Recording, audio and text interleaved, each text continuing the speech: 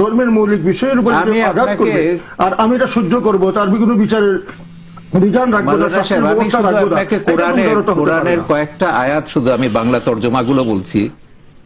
পবিত্র কোরআন মানুষকে যে কোনো ধর্ম গ্রহণ এবং বর্জন করবার স্বাধীনতা প্রদান করেছে।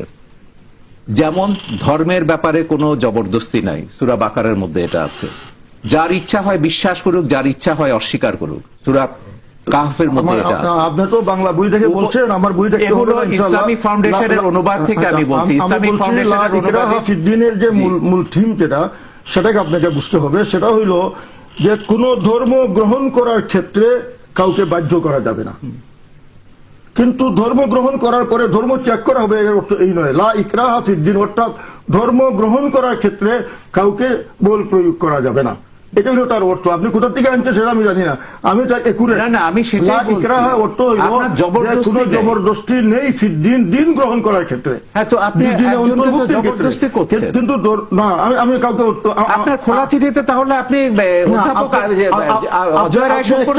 একটা ঘটনা দেখান যে কোন আলিম ওলামা বা মুসলমান রাষ্ট্র আরেকজন কাফেরকে ও মুসলমানকে জোর করে মুসলমান বানিয়েছে। তাহলে সেই ইসলামের গত মাসের ঘটনা, এই দেশে 8 থেকে 10% অমুসলিম আছে। বাংলাদেশে কেউ কোন অমুসলিমকে জোর করে ইসলাম ধর্ম অমুসলিম শুধু না, আপনাকে আমি বলি মুসলমানকে আপনি মুসলমান বানাচ্ছেন।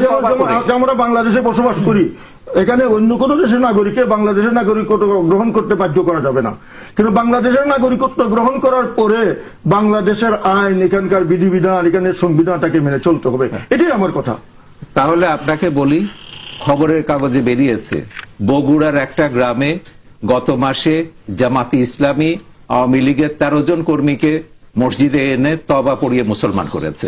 পত্রিকা আপনি বিশ্বাস করেন? সব কথা মানেন আপনি? না, তাদের বিরুদ্ধে মামলা হয়েছে, তাদের বিরুদ্ধে মামলা হয়েছে এবং তাদেরকে সেই মামলা এসে করতে হবে। এই দেশে কি সব মামলা সত্য হয়? না, আমি যদি আপনার বিরুদ্ধে অনেক মামলা করি, আমি সত্য হইতে পারে, মামলার মিথ্যা হইতে পারে, এটা জাস্টিফাইড করে তো এটা হবে। সেটাই আপনাকে বলছি। পত্রিকায় কি আসলো মামলা, এই মামলা তো আসিফের বিরুদ্ধে হয়েছিল, মামলা তো রাজীবের বিরুদ্ধে হয়েছিল, কিন্তু আসিফ রাজীবের বিচার তো হয় না। সরকার তো নির্দেশিকা মানে না, হাইকোর্ট যে মাওলানা সাহেব, হাইকোর্ট যে নির্দেশিকা দিয়েছিল রাজীব